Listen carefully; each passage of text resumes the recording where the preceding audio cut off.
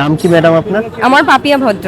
কোথা থেকে আসছেন? আমি উত্তর দিনাজপুরের থেকে রায়গঞ্জ থেকে আসছি। আচ্ছা, আপনার ইন্টারভিউ এর অভিজ্ঞতাটা একটু আমাদের সঙ্গে শেয়ার করুন।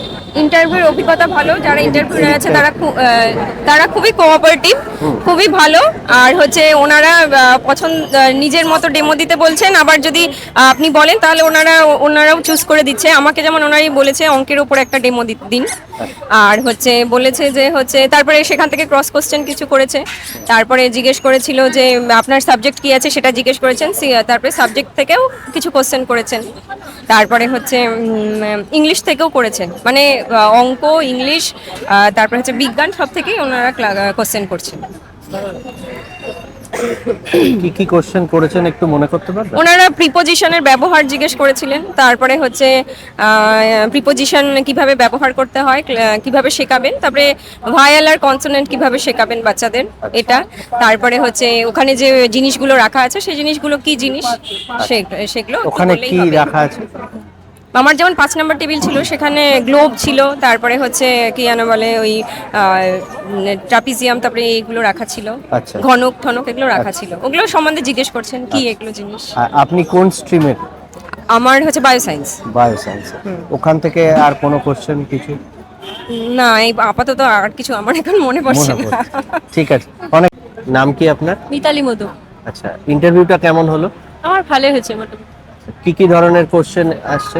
আমি ঢুকতে আমাকে বললো ওনারা যে ইন্ট্রোডাকশন কিছু দিতে হবে না, আপনি রবীন্দ্রনাথের কোনো কবিতা নিয়ে পড়ান। আচ্ছা। তো আমি সহজ পাঠ থেকে হাট কবিতা পড়িয়েছি। আর কিছু কোশ্চেন? হ্যাঁ, দুটো সন্ধি বিচ্ছেদ ধরেছে।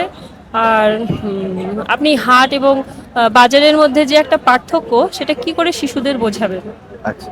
এটা ধরেছে। আর কিছু মনে পড়ছে? না, আর কিছু বিষয় ধরেনি, এই তো এইটুকুই। আপনি কোন স্ট্রিমের? আমি বাংলা মিডিয়াম। স্ট্রিম কোন সাবজেক্ট ছিল? বাংলা। বাংলাই ছিল। হ্যাঁ। আচ্ছা, ঠিক আছে। কত নাম্বার টেবিল ছিল আপনার? 7 নম্বর। 7 নাম্বার। অনেক ধন্যবাদ, ভালো থাকবেন। হ্যাঁ। কি নাম আপনার? আমার নাম একরামুল। ইন্টারভিউ কেমন হলো একটু বলুন। ইন্টারভিউ ভালোই হলো। আচ্ছা, কি কি কোশ্চেন আসছে? আমাকে প্রথমেই বলছে আপনি একটা ডেমো দেন নিজের থেকে। তো আমি গড়ের বিষয়টা দিয়েছি। আচ্ছা। ও, তারপর বলছে মৌলিক সংখ্যা কাকে বলে, আর বলছে যে 8 + 2 + 0 + 0 এর গড় কত। তো আমি বললাম আড়াই। এটাই আর কি। আর কোনো কোশ্চেন? কোশ্চেন করেছিল ভরবেগ কাকে বলে, গতি কাকে বলে। তারপর বলছে ঠিক আছে। তো আমি বললাম স্যার এই মুহূর্তে ভরবেগের বিষয়টা মনে পড়ছে না, ভুলে গেছি স্যার, মনে করতে হবে। তো ঠিক আছে ঠিক আছে, অসুবিধা নাই। ব্যাস এই 4-5 মিনিটের ইন্টারভিউ হয়েছে। আচ্ছা। মোটামুটি ঠিকই আছে। আর আপনি কোন স্ট্রিমের স্টুডেন্ট? আমি আর্টস। আর্টসের। আর কত নাম্বার টেবিলে ছিল? 8 নম্বর টেবিল। ঠিক আছে, থ্যাংক ইউ। হ্যাঁ, ভালো থাকবেন।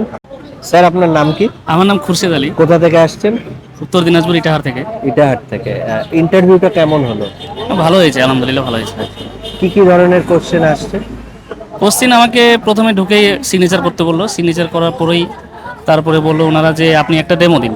আমি তখন আমার ইচ্ছা মতো একটা ডেমো দিলাম। আমি অঙ্কের ডেমো দিয়েছি, মৌলিক সংখ্যা, যৌগিক সংখ্যা।